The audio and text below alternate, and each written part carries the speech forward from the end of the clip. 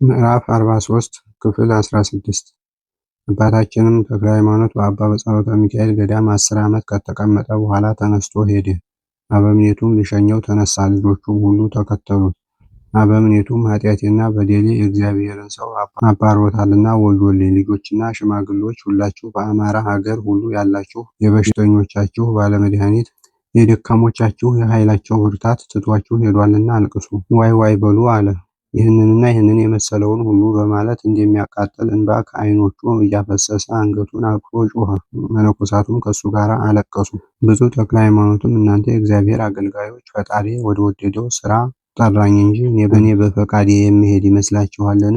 እግዚአብሔር ከእናንተ ጋር ይሁን፣ እኔንም ሁላችሁ ባርኩኝ አላቸው። እግዚአብሔር በረከቱን ያሳድርብህ፣ ጎዳናህንም ያቅናልህ። ብፁዕ አባታችን ሆይ ነገር ግን የምንድንበትን ነገር ምከረን አሉት።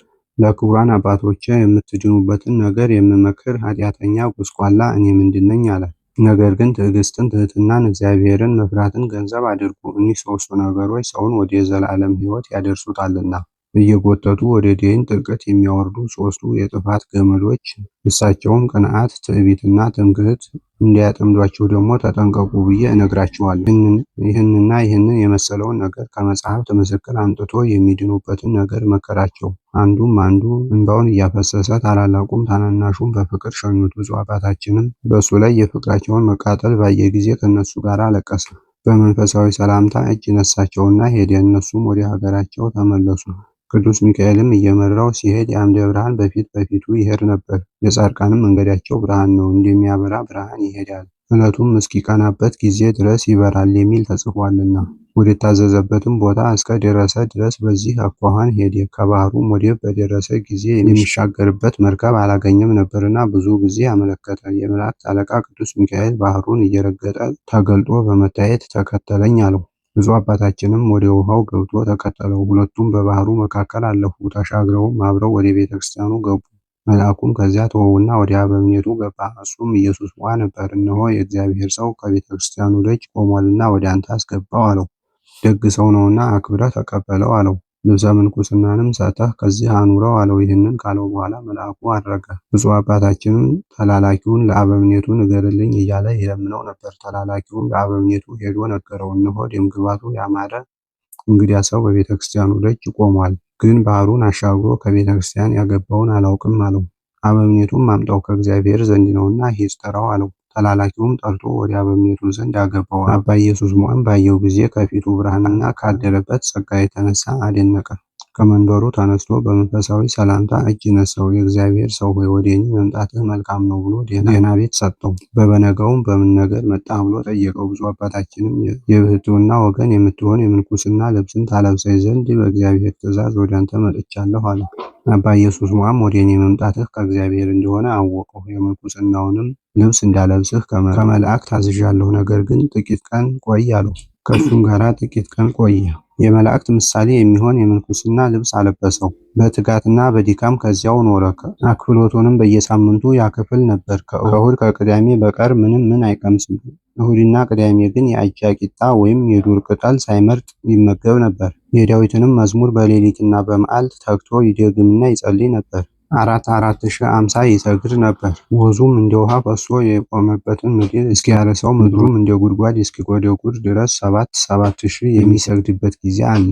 እንዲሁም ዕለት ዕለት ድካምና ትጋትን እየጨመረ ብዙ ዘመን ኖረ። ሊያገለግለኝ የሚወድ ሰውነቱን ይጥላ፣ ጨክኖም የሞትኩበትን መስቀል ተሸክሞ ይከተለኝ። ነፍሱንም ሊያድናት የሚወድ ይጣላት፣ የጣላትንም ነፍሱን ስለ እኔ ያገኛታል። እኔንም የሚከተለኝ ቢኖር እኔ ካለሁበት ከዚያ ይኖራል። እርፍ ይዞ የኋሊት የሚያርስ የለም፣ መንግሥተ ሰማያት ተዘጋጅታለችና ያለውን ስሙ ይክበርና ጌታ የተናገረውን ቃል ለነፍሱ ያሳስባት ነበር።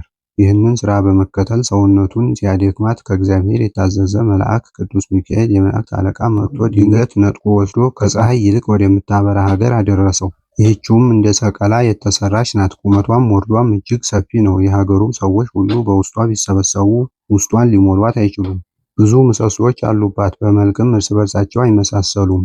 ዝንጉርጉር የሚመስል አለ፣ ፍም የሚመስል አለ፣ በረድ የሚመስል አለ፣ ፀሐይ ብርሃን የሚመስል አለ። የሁሉም ጸዳላቸው ላይን ይንቦገቦጋል፣ አይቶም ለመረዳት ያስቸግራል። በአንዱ ምሰሶ ፊት ለቆመው ሁለተኛው ምሰሶ በውስጡ ይታየዋል። የፊቱ ምሰሶ ውፍረት አይሰውረውም። የምድሩ መልክ እንደ ብርና እንደ ጠራ ዕንቁ፣ ልዝብነቱም እንደ ቅቤ ነው። ጠፈሩም እንደሚገለባበጥ የፀሐይ እግር ያንጸባርቃል። ብፁዕ አባታችንም እንዲህ አለ። ይህ ሰቀላ መጠኑ እንደ ሰፊ አገር ያለ ነው እንጂ እንደ ሰቀላ አይደለም። ሁለተኛውም እንደ እሳት ይነዳል። እንደ እሳት ነው ብዬ ብናገር እሱን በማየት ሰውነትን የሚያለመልም የሚያድን ነው እንጂ የሚያቃጥል አይደለም። እያደነቅሁም በቤቱ መካከል ደረስኩ። የተዘጋጁትንም ዙፋኖች አየሁ። የመካከለኛውም አንዱ ዙፋን ከሌሎቹ ይበልጣል፣ መልኩም እጅግ የተዋበ ነው። በግራና በቀኝ ያሉት ዙፋኖች ከሱ ጥቂት ቢያንሱም መልካቸው ግን ሁሉም የተዋበ ነው። እንደ ቀስተ ደመና ያሸበረቁ ናቸው። ከዚህም በመካከለኛው ዙፋን ላይ የእሳት ልሳኖች ያሉበት የሚያንጸባርቅ የብርሃን ልብስ ተቀምጦበታል። ቅድመ ዓለም የነበረ ዓለምን አሳልፎ የሚኖር አብን እናመስግነው። ቅድመ ዓለም የነበረ ዓለምን አሳልፎ የሚኖር ወልድን እናመስግነው። ቅድመ ዓለም የነበረ ዓለምን አሳልፎ የሚኖር መንፈስ ቅዱስን እናመስግነው ይል ነበር። በብርሃኑም ልክ በስተቀኝ 7 አክሊሎች አሉ። የሰባቱም አክሊሎች ኅብራቸው አይመሳሰልም። አብሮኝ ያለውንም መልአክ ይህንን ቤት ከማየት የተነሳ ፍርሃት በልቤ አደረብኝ አልሁት። የቤቱን ነገር ልንገርህ፣ እኔ ተልኬአለሁ፣ አትፍራ አለኝ። ይህንንም ባለኝ ጊዜ ፍርሃት ከኔ ራቀ፣ በቃሉም አጸናኝ። ቀድሞ ያልሰማሁትን የዚህ ቤት ትልቅነቱ ምን ያህል ነው? በውስጡስ ያለው የተቀመጠውስ ማን ነው አልሁት። አስቀድሞ ያየኸውን ያይደለ የቤቱን ጌታ እነግርሃለሁ አለኝ። በዚያም ዙፋን ፊት ለፊት የተተከለውን የብርሃን አምድ አየሁ። የብዙ ሰዎች ስም ተጽፎበት ነበርና ጌታዬ እሊህ ምንድናቸው? የአዕማዱ ቁጥራቸው ምን ያህል ነው? የዙፋኖችስ ስራቸው ምንድነው? አልኩት። ይህ ቤት ያንተ ነው፣ ከሌሎቹም ይልቅ እጅግ የከበረው የመካከለኛው ዙፋን ልዩም ልብስ በላዩም የተቀመጡት አክሊሎች ያንተ ናቸው። በግራ በቀኝ ያሉ ዙፋኖች ግን ትእዛዝህን በመጠበቅ በወንበርህ ለሚቀመጡ ካንተ በኋላ ለሚነሱት ልጆችህ ነው። በዙፋኖችህ በስተቀኝ ያሉ አዕማድ ቁጥራቸው 45,000 በግራም ያሉ የመላእክት ፈጣሪ እንደሰራቸው 45,000 ናቸው። የብዙ ሰዎች ስም በአምዱ ተቀርጾ የሚታየው ይህ ዓለም እስኪያልፍ ድረስ ከመንፈስ ቅዱስ ለአንተ የሚወለዱ ልጆች ናቸው። ለእነዚህም አንተ አባት ትሆናቸዋለህ አለኝ። ይህች ታላቅ ጸጋ ክብር ትሰጠኝ ዘንድ እኔ ምንድን ነኝ አልኩት። እግዚአብሔር ለወደደው ባለሟልነትና ክብርን ይሰጣልና ነው አለኝ። ከዚህ በኋላ ወደ ሰማይ አውጥቶ ከመጋረጃ ውስጥ አግብቶ ከሥላሴ ዙፋን ፊት ለፊት አቆመኝና ሰገድኩለት። ከዚህ አስቀድሞ በማላውቀው በሌላ ምስጋና አመሰገንኩት። ተክለ ሃይማኖት ክፍልህ ከ24ቱ ካህናቶች ጋራ ይሁን የሚል ቃል ከዙፋን ውስጥ ወጣ። የወርቅ ጸናጽል አምጥተው ሰጡኝና ከነሱ ጋር አንድነት አጠንኩ። ምስጋናዬ ከምስጋናቸው ጋር፣ ልብሴም እንደ ልብሳቸው ሆነ። ፈጣሪንም በሦስትነቱ ተገልጾ አየሁት። እንደወደድከኝ እወድሃለሁ፣ እንዳከበርከኝም አከብርሃለሁ። ስምህንም ልዑል ክቡር አደርገዋለሁ። በጸሎትህም ለሚታመን ሰው ሁሉ ስላንተ ይድናል። መታሰቢያህንም እንደተቻለው ያደረገ እኔ በሰማይና በምድር አገነዋለሁ። በአንተ ክብር እንዲከብር አደርገዋለሁ ብዬ እነግርሃለሁ። ጭንቅ መከራ ያገኘውም ቢሆን በስምህ ቢጠራኝ እኔ ከጭንቀቱ ሁሉ አድነዋለሁ። በቤተ ክርስቲያንም ለሚያገለግለው ከ7ቱ ከመላእክት አለቆች ጋር መቆምን እኔ እከፍለዋለሁ። የገድልህ መጽሐፍ ከተነበበበት ስምህም በሚጠራበት ቦታ ለዘላለም ይቅርታዬና ቸርነቴ ከዚያ ይኖራል አለኝ። አመሰገንኩት፣ ሰገድኩለትም። በስራዬ ሳይሆን በፈቃድህ ይህንን ሁሉ ለሰጠኸኝ አቤቱ ለአንተ ምስጋና ይግባህ አልኩት። ከዚህ በኋላ መልአኩ ወደ ቀደመ ኑሮዬ መለሰኝ አለ። ብፁዕ አባታችን ይህንን አይቶ በሰማይ በሚኖር ፈጣሪው ፍቅር እንደ እሳት ልቡ ነደደ። ዘወትር የዳዊትን መዝሙር ሌሎችንም የነቢያትና የሐዋርያትን መጻሕፍት ያነብ ነበር እንጂ ሌሊትና ቀን አይተኛም ነበር። እንደዚህ ሳለ የምንኩስናን ሥርዓት እንዲታውቅ የከበሩ ገዳማትን ፈልግ እንጂ በአንድ ቦታ መኖር ለአንተ ለምንህ ነው የሚል ሐሳብ በልቡ ተነሳሳ። ይህንንም ሲያስብ ዘወትር ይጠብቀው የነበረው ብሩህ መልአክ በፊቱ ተነሳ፣ የወደድከውንም አድርግ አለው። አባታችን ተክለ ሃይማኖትም ቅዱስ ሆይ ወዴት እሄዳለሁ አለው። ወደ ትግራይ ምድር ሂድና ዳሞ ከሚባል ተራራ ውጣ። ስሙ ዮሐኒ የሚባለውን የከበረ ሰው ከዚያ ታገኘዋለህ። አስኬማና ቆብን ከሱ እጅ ተቀበል። ተናስም እስክልህ ድረስ ከዚያው ቆይ አለው።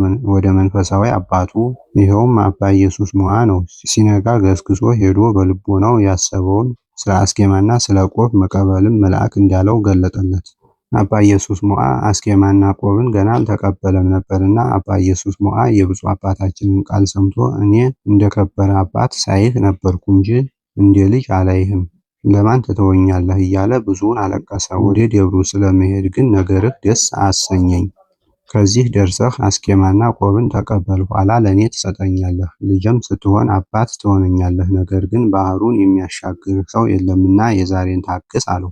ብፁዕ አባታችንም ከእግዚአብሔር የሚበልጥ ሰው የለም፣ እግዚአብሔርም ከኔ ጋር ከሆነ ከባህርም ሌላም ነገር ቢሆን መንገድ ሊከለክለኝ የሚችል የለም። ይህንን ተናግሮ አይሆንም ብሎ ሄደ። አበምኔቱም ሊሸኘው ተነሳና እስከ ባህሩ ወደብ ድረስ አብረው ደረሱ። እነሆ ቅዱስ ሚካኤልም በብፁዕ አባታችን ፊት ቆመና ተከተለኝ አለ። ወደ ባህሩ ገብቶ ባህሩን እንደ ደረቅ መሬት እየረገጠ ሲሄድ ብፁዕ አባታችንም ተከተለውና ባህሩን አብረው ተሻገሩ። አባ ኢየሱስ ሞዐም አይቶ በቅዱሳኖችህ ላይ ስራህ ድንቅ ነው አለ። እግዚአብሔርንም እያመሰገነ ወደ ቤቱ ተመለሰ። አባታችን ግን በሐይቅ 10 ዓመት ያህል ኑሮ በእግዚአብሔር ትእዛዝ እየተመራ ሄዶ ቅድመ ዓለም የነበረ ዓለምን አሳልፎ የሚኖር እግዚአብሔር ከቀደሳት ገዳም ትግራይ ደረሰ። ይህችውም ዘሚካኤል የተባለ የአባ አረጋዊ ገዳም የምትሆን ደብረ ዳሞ ናት። ይኸውም የሰዓልዴባ ልጅ አልዓሜዳ ከታዚን አስቀድሞ በነገሰበት ወራት ከግብፅና ከሮማ ከመጡት በጽሞና ከሚኖሩት ከ9ኙ ቅዱሳን አንዱ ነው። እኒህም አውራጃውን ሁሉ ያበሩ ብርሃን ያላቸው ከዋክብት ናቸው። ከነዚህም በነግህ ዘርቶ በሰርክ የሰበሰበ ውሃም በወንፊት የሚቀዳ አለ። ከነዚህም ለእያንዳንዱ የራሳቸው የጸጋ ክብር እድል ፈንታ የተሰጠው አለ። የእነዚህ የተደነቁ ወገን የሆነ አባታችን ቀድሞ ወደተናገርነው ከአረጋዊ ገዳም አበምኔት ዘንድ ገባ። እንደመጣም አስኬባና ቆብን ለመቀበል መሆኑን ነገረው። አበምኔቱም አባ ዮሐኒ ነበረ። ይኸውም ጽድቅንና ጸጋን የተመላ ነበር። አንተ ወዴት ነህ አለው። በፈጣሪዬ ትእዛዝ ከሩቅ ወደ አንተ መጥቻለሁ አለው። ስምህ ማን ነው? የምንኩስናውንስ ልብስ ማን አለበሰህ አለው። ስሜስ ተክለ ሃይማኖት ነው። የምንኩስናውንም ልብስ በባህር ደሴት የሚኖረው አባ ኢየሱስ ሞዐ አለበሰኝ አለው። አባ ዮሐኒም በእውነቱ አንተ ገንዘቤ ነህ፣ እሱንም በመንፈስ ቅዱስ ወልጄዋለሁና የልጄ ልጅ ነህ አለው። አባ ዮሐኒም እንደተለመደው ሥርዓት በአስኬማውና በቆቡ ላይ ጸለየና ለብፁዕ አባታችን ሰጠው። አባታችን ተክለ ሃይማኖትም ቆቡንና አስኬማውን ተቀብሎ ለዚህን ስማቸውን የጠራነውን የ9ኙን ቅዱሳን ገድል የምንኩስናውን ሥርዓት እንደሚጀምር ሆኖ ይከታተል ጀመር። ፈጽሞም የገድል ጣዕም እንዳላወቀ ሆነ። ዘወትርም በጎ መስራትን የሚያውቃት የማይሰራት ኃጢአት ትሆንበታለች ይል ነበር። የሐዋርያው ጳውሎስን ነገር ይከታተላል። መንፈሳዊ ፍቅርን ወድጃለሁና ለእኔ ይረባኝ የነበረውን ስለ ክርስቶስ እንደ ጎስቋላ ቆጠርሁት፣ እውቀት እንደምናምን እቆጥረዋለሁ። ይህም ነገሩን ሁሉ ስለ እሱ የናቅሁት እንደ ጉዲፍም የቆጠርኩት ክርስቶስን ረባው ዘንድ ነው። ነገር ግን አንድ ነገር አለኝ፣ በኋላዬ ያለውን እረሳዋለሁ፣ ወደፊቴ ወዳለው ምልክት እየዘረጋሁ እየተመለከትኩ ወደ ዋጋው ፈጥኜ ሮጣለሁ ያለውን ያስታውሳል። ሰራተኛ ልብ ከእንጨቱ ሁሉ የአበባውን ጨርቋ እንድትቀስም የቀደሙ አባቶቻችንን ከገድላቸው የተገኘውን ትሩፋት የሰማውንም የቅዱሳንን ገድል ሁሉ በሰማው ጊዜ ይሰራው ነበር። እግዚአብሔርን በመፍራት መላው አካሉ ብርሃን ሆነ። የሚሆነውንም ነገር ገና ሳይደረግ ያውቀዋል። መነኮሳቱም ሁሉ የሚመጣባቸውን ይነግራቸዋል። ነገሩም ፈጥኖ ይደረጋልና ያደንቁታል። በማመስገኑ መላእክትን መሰላቸው። የኋለኛውንም ነገር በማወቁ ለነቢያት ወገናቸው ሆነ። በማስተማሩም ሐዋርያትን መሰላቸው። በመገረፉና ገደል በመውደቁም ለሰማዕታት ወገን ሆናቸው። ድካማቸውንም በመሸከም ለአባቶች መነኮሳት ወንድማቸው ሆነ። ይህንን ሁሉ መስሎ ከቅዱሳን ሁሉ ሰብስቦ የመጻሕፍትን ሁሉ ፍሬ ይህችውም ጳውሎስ የጠራት የመንፈስ ቅዱስ ፍሬ ፍቅር ናት። ደስታም፣ ሰላምም፣ ትዕግስትም፣ ቸርነትም፣ በጎነትም፣ ሃይማኖትም፣ ገርነትም፣ አለመሰሰንም ናት ያላትን ተመገበ። ከሁሉ ይበልጥ ፍቅር ይበልጣል። ፍቅር ግን ፍጹም ሕግ ነው። ተራራ እስካፈልስ ድረስ ሃይማኖት ቢኖረኝ ፍቅር ከሌለኝ አንዳች አይደለሁም። ለድሆችም ደግሞ ገንዘቤን ባበላ ሥጋዬንም በእሳት ለመቃጠል ብሰጥ ፍቅር ከሌለኝ ምን የምረባው የለም። የተደነቁት ወገን የሚሆን አባታችን ግን ይህንን ፍቅር ለመፈጸም ለእግዚአብሔር ኃጢአተኛ ሳይሆን ለኃጢአተኞች እንደ ኃጢአተኛ ሆነላቸው። ለእያንዳንዱም ሰውነቴን ስላንተ አሳልፋለሁ ይለዋል። በምክሩም ከክፉ መንገድ የቅዱሳንን ድካም በመሸከም ይመልሳቸዋል። ለሰነፎች እንደ ሰነፍ ሆነላቸው፣ ኋላ ግን እውቀት ይሆናቸዋልና። እንዲሁም በደብረ ዳሞ 12 ዓመት ተቀምጦ የእግዚአብሔር መልአክ ተነጋገረው። ከዚህ ደብር ውጣና የትግራይን አውራጃ ዙር፣ በእነሱም ዘንድ ጥቅም ታገኛለህና የቅዱሳንን ገዳማት የመነኮሳትን ቦታ ሁሉ ጎብኝ አለው። ወደ አባ ዮሐኒም ሄዶ ልቦናው የወደደውን ነገር ሁሉ መልአኩም እንዳለው ነገረው። አባ ዮሐኒም ቀድሞ ከእግዚአብሔር ታዘህ ወደ እኔ መጣህ፣ አሁንም ወደ ላከህ ቦታ ሂድ፣ እግዚአብሔር ካንተ ጋር ይሁን ብሎ አባ ዮሐኒ ሊሸኘው ተነሳ። ከላይ ወደ ታች የሚወርድበትን ከደብረ ዳሞ በር አብረው ደረሱ። ያለ ጠንካራ ገመድ በላዩ ለመውረድ የማይቻል ገደል ከዚያ አለ። የገመዱ ርዝመት በክንድ 40 ያህል ነው። ብፁዕ አባታችንም ከዚያ ደርሶ በገመድ ሊወርድ ጀመረ። አባ ዮሐኒና ልጆቹም አወራረዱን ሊያዩ ከገደሉ አፋፍ ቆሙ። ያን ጊዜውን ገመዱ ከካስማው ስር ተቆረጠና ብፁዕ አባታችንን ተከተለው። 6 ክንፎችም ተሰጡት። ክንፎቹንም እያማታ በረረ። የደብሩም መነኮሳት ሁሉ እያዩት 3 ኪሎ ሜትር ያህል ሄደ። ይህንን ተአምራት ያደረገላቸው እግዚአብሔርን እያመሰገኑ ወደ ደብራቸው ተመለሱ። አባታችን ተክለ ሃይማኖትም ወደ ዋሊ ገዳም ገባ። የተሰወሩትንም መነኮሳት ከዚያ አግኝቶ በመንፈሳዊ ሰላምታ እጅ ነሳቸው። ሁሉም እንደ አንድ ቃል ሆነው ከኛ የምትከብር አንተ ወደኛ ለምን መጣህ አሉት። ብፁዕ አባታችንም አባቶቼ እንዲህስ አትበሉኝ፣ ይልቁን እናንተ ከኔ ትከብራላችሁ እንጂ እኔ ከእናንተ በምን እከብራለሁ አላቸው። እኛስ እውነት እንልሃለን በምድር ላይ ጸጋ የተሰጠው እንዳንተ ያየነው የለንም። አሁንም ብዙ ቅዱሳን ካንተ ይወለዳሉ፣ ለብዙዎችም አሕዛብ አባታቸው ትሆናለህ አሉት። ብፁዕ አባታችንም የፈጣሪ ፈቃድ ከሆነ ለእኔስ በጎ አላቸው። ምንም እህል ውሃ ሳይቀምስ 120 ቀን ከእሳቸው ጋር ተቀመጠ። እስከ ዛሬ ድረስ በዚያ ገዳም እህል የሚቀምስ የለም ነበርና።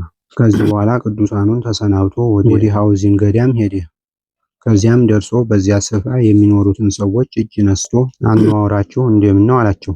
ደጋግ ሰዎችም እንደሆኑ አውቆ ከእሳቸው መባረክን ፈለገ። ጸጋን በተመላች ክብርት እጅህ በረከት አንተ ባርከን እንጂ እኛስ እግዚአብሔር የባረከውን ቡሩክ ሰው እንባርክ ዘንድ ለእኛ አግባብ አይደለም አሉት። ብፁዕ አባታችን ተክለ ሃይማኖትም ከእናንተ በረከትን ለመሻት ወደ እናንተ መጥቻለሁና እናንተ ትባርኩኝ ዘንድ የተገባ ነው አላቸው። በእግርህ እርምጃ በዓታችንን ትባርክ ዘንድ ወደኛ እግዚአብሔር ላከህ እንጂ አንተ በፈቃድህ የመጣህ አይደለም። የእግዚአብሔር ቅዱስ ሆይ አሁንም ባርከን ስላሉት ሁሉንም ባረካቸው። ከባረካቸውም በኋላ እሱም በረከትን ከሳቸው ተቀብሎ ሄደ። ወደ ዳጓ ገዳምም ደርሶ የገዳሙን መነኮሳት እጅ ነስቶ በረከትን ከሳቸው ፈለገ። እንደቀደሙት ቅዱሳን መልስ ሰጡትና እርሱ ባረካቸው። ከባረካቸውም በኋላ የእግዚአብሔር ሰው ብፁዕ አባታችን ሆይ ምድር በረከትን እንድትቀበል በትግራይ አውራጃ ሁሉ የመድረስህ መዓዛ ትውረድ አሉት።